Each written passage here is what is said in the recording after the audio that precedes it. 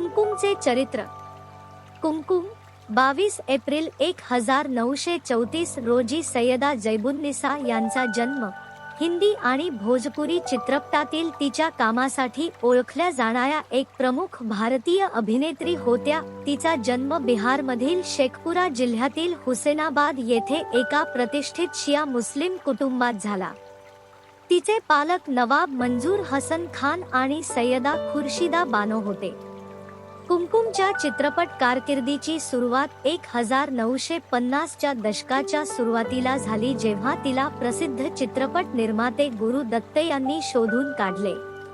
तिचे पदार्पण 1954 मध्ये आलेल्या आर पार या चित्रपटात छोट्या भूमिकेतून झाले, जिथे तिने कभी आर कभी पार लगा तेरे नजर या गाण्यातील तिच्या अभिनयासाठी ओळख मिळवली.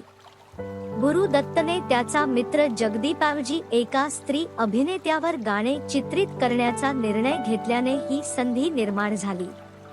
पुढील 2 दशकांमध्ये कुमकुम अंदाजे 115 चित्रपटांमध्ये दिसली. ती भारतीय चित्रपटसृष्टीतील एक प्रसिद्ध अभिनेत्री बनली. तिने mother India 1957, mister x in Bombay 1964 आणि कोहिनूर 1960 सारख्या अभिजात चित्रपटांमध्ये काम केले. किशोर कुमार आणि दिलीप कुमार यांसारख्या अभिनेत्यांसह कुमकुम तिच्या ऑनस्क्रीन केमिस्ट्रीसाठी विशेषतः लोकप्रिय होती. तिच्या अभिनय कौशल्याव्यतिरिक्त कुमकुम ही एक प्रतिभावान नृत्यांगना होती, ज्याचे प्रख्यात पंडित शंभू महाराजांकडून कथ्थकचे प्रशिक्षण घेतले होते. तिने दिलीप कुमार विरुद्ध कोहिनूर 1960 सह विविध चित्रपटांमध्ये तिच्या नृत्य कौशल्याचे प्रदर्शन केले. मधुबन में राधिका नाचे रे आणि हे जादूगर कातिल, हाजिर है मेरा दिल सारख्या गाण्यांमधला तिचा अभिनय विशेष गाजला. कुमकुमची कारकीर्द भोजपुरी सिनेमापर्यंतही वाढली. तिने गंगा मैया तोहे प्यारी चढाई बो 1963 मध्ये अभिनय केला, जो पहिला भोजपुरी चित्रपट होता.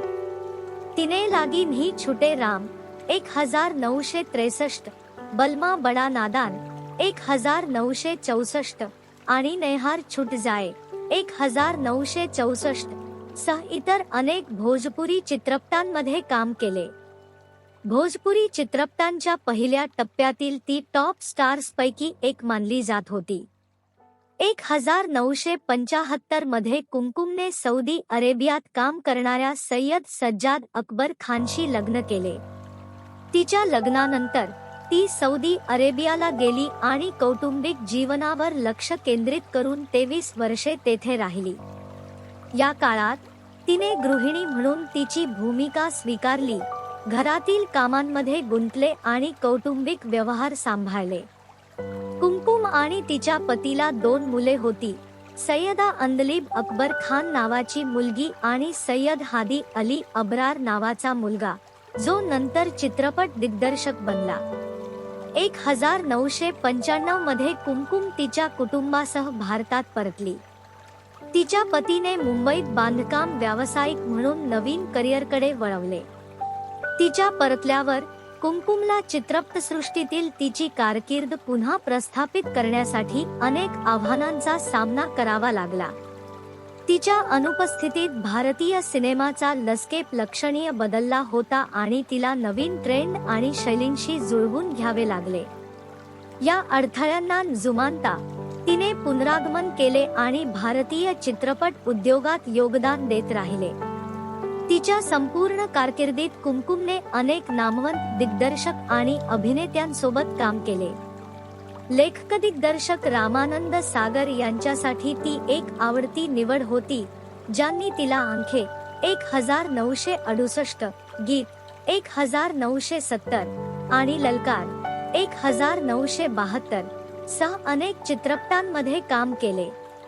एक कुवारा एक कुवारी या विनोदी चित्रपटात तिने प्रकाश मेहरा सारख्या दिग्गज दिग्दर्शकांसोबतही काम केले. कुमकुमची शेवटची वर्षे मुंबईत घालवली गेली, जिथे तिने एक आनंदी जीवन जगले, ज्याचे वर्णन तिने तिच्या कुटुंबाने वेधलेले आहे. 28 जुलै 2020 रोजी वयाच्या 86व्या वर्षी भारतीय चित्रपटसृष्टीत एक समृद्ध वारसा सोडून तिचे निधन झाले. तिची अष्टपैलू कामगिरी आणि हिंदी आणि भोजपुरी दोन्ही चित्रपटांमधील महत्त्वपूर्ण योगदान चाहत्यांनी आणि चित्रपट इतिहासकारांनी सारखेच साजरे केले. कुमकुमचे जीवन आणि कारकीर्द तिच्या अष्टपैलुत्व, लवचिकता आणि तिच्या कला आणि कुटुंबासाठी समर्पण यांचा पुरावा आहे. गुरु दत्तने शोधलेल्या तरुण अभिनेत्रीपासून हिंदी आणि भोजपुरी चित्रपटसृष्टीतील प्रसिद्ध स्टार आणि नंतर एक समर्पित गृहिणी आणि आई असा तिचा प्रवास तिच्या व्यक्तिमत्वाचे बहुआयामी स्वरूप प्रतिबिंबित करतो. चित्रपटसृष्टीतून दीर्घकाळ थांबूनही 1990च्या दशकाच्या मध्यात तिच्या पुनरागमनाने अभिनयाची तिची चिरस्थायी आवड आणि भारतीय चित्रपटांच्या बदलत्या लसकेपशी जुळवून घेण्याची तिची क्षमता दर्शविली. 6 दशकांहून अधिक काळ चाललेल्या तिच्या कारकिर्दीत कुमकुमने भारतीय चित्रपटसृष्टीवर अमिट छाप सोडली. मुख्य प्रवाहातील हिंदी चित्रपट आणि प्रादेशिक भोजपुरी चित्रपट या दोन्हीतील तिच्या योगदानामुळे कलाकारांच्या भावी पिढ्यांसाठी मार्ग मोकळा झाला. तिच्या वैयक्तिक वचनबद्धतेसह तिच्या व्यावसायिक जीवनात समतोल साधण्याची तिची क्षमता तिच्या चारित्र्याची व्याख्या करणारी शक्ती आणि दृढनिश्चय दर्शवते. कुमकुमचा वारसा तिच्या ऑनस्क्रीन अभिनयाच्या पलीकडे आहे. ती अनेक प्रकारे एक ट्रेलब्लेझर होती, विशेषतः नवजात भोजपुरी चित्रपट उद्योगातील तिच्या योगदानात. तिच्या कामामुळे भोजपुरी सिनेमाला एक व्यवहार्य आणि दोलायमान प्रादेशिक चित्रपट उद्योग म्हणून प्रस्थापित करण्यात मदत झाली, ज्यामुळे भारतीय सिनेमाच्या समृद्ध टेपेस्ट्रीला हातभार लागला. आम्हाला कुमकुम आठवते. आम्ही फक्त अभिनेत्रीच नव्हे तर स्टारडम, कौटुंबिक जीवन आणि सांस्कृतिक स्थित्यंतरांच्या गुंतागुंतींना कृपा आणि सन्मानाने नेव्हिगेट करणारी स्त्री देखील साजरी करतो. तिची जीवनकथा एक प्रेरणा म्हणून काम करते.